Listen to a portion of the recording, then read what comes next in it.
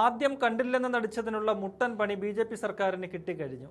ഡൽഹി പൂർണ്ണമായും നിശ്ചലമായ 5 മണിക്കൂറുകളാണ് കഴിഞ്ഞ ദിവസം കടന്നുപോയത്. രാജ്യത്തിന്റെ ശ്രദ്ധയൊന്നാകെ മോദിയുടെ വസതിക്ക് മുന്നിലേക്ക് എത്തിക്കാൻ രാഹുൽ ഗാന്ധിക്കും കോൺഗ്രസ് പാർട്ടിക്കും മറ്റു പ്രതിപക്ഷ നേതാക്കന്മാർക്കും സാധിച്ചു. ഇതോടെ കേന്ദ്ര സർക്കാർ മുട്ടുമടക്കിയെന്ന് കാണാൻ സാധിക്കും.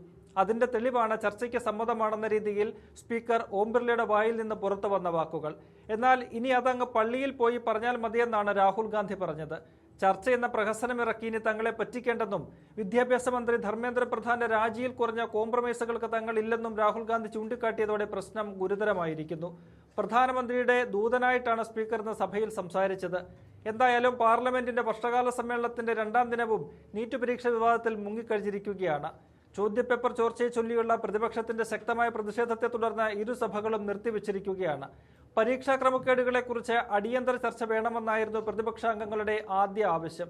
ഇതോടെ കഴിഞ്ഞ ദിവസം ഉച്ചയ്ക്ക് ശേഷമുള്ള സഭാ നടപടികളെല്ലാം പൂർണ്ണമായും തടസ്സപ്പെട്ടു. വിഷയത്തിൽ വിദ്യാഭ്യാസ മന്ത്രാലയം വ്യക്തമായ വിശദീകരണം നൽകണമെന്ന നിലപാടിലാണ് പ്രതിപക്ഷ നേതാക്കൾ നിൽക്കുന്നത്. സർക്കാരിൽ നിന്ന് മറുപടി ആവശ്യപ്പെട്ട് പ്രതിപക്ഷാംഗങ്ങൾ സഭയിൽ മുദ്രാവാക്യം വിളികളുമായി രംഗത്തെത്തി. ബഹളം നിയന്ത്രിക്കാനാവാതെ വന്നതോടെ നടപടികൾ നേരത്തെ അവസാനിപ്പിക്കാൻ അധ്യക്ഷന്മാർ നിർബന്ധിതരായി. സ്പീക്കറും ചെയർമാനും സഭ ശാന്തമാക്കാൻ ശ്രമിച്ചെങ്കിലും ഫലമുണ്ടായില്ല.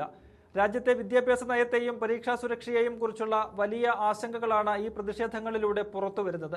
വരും ദിവസങ്ങളിലും സഭ പ്രക്ഷുബ്ധമാകുമെന്നതിന്റെ സൂചനയാണ് പുറത്തുവരുന്നത്. തുടർച്ചയായ തടസ്സങ്ങൾ കാരണം പ്രധാനപ്പെട്ട നിയമനിർമ്മാണങ്ങളൊന്നും സഭയിൽ നടന്നിട്ടില്ല.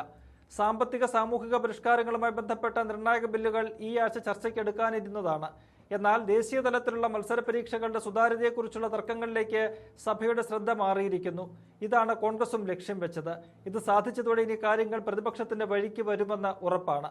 ലക്ഷക്കണക്കിന് വിദ്യാർത്ഥികളുടെ ഭാവിയെ ബാധിക്കുന്ന വിഷയമായതിനാൽ ഇതിന് വലിയ പ്രാധാന്യമാണുള്ളത്. ഡിജിറ്റൽ സ്വകാര്യത, പുതിയ കാർഷിക നിയമങ്ങൾ തുടങ്ങിയ സുപ്രധാന ബില്ലുകളിൽ ചർച്ച തുടരാനാണ് സർക്കാർ ലക്ഷ്യമിടുന്നത്. ഇതിനിടയിൽ കറുപ്പ് വസ്ത്രം അണിഞ്ഞ് പ്രതിഷേധിച്ച എംപിമാർ രാഹുൽ ഗാന്ധിയുടെ നേതൃത്വത്തിൽ പാർലമെന്റിന് മുന്നിൽ പ്രതിഷേധിച്ചു. പ്രിയങ്ക ഗാന്ധി അടക്കമുള്ള എംപിമാരും കറുപ്പും അണിഞ്ഞ് വന്ന് പ്രതിഷേധിച്ചു. അതിന്റെ ദൃശ്യങ്ങളിലേക്ക് പോകാം.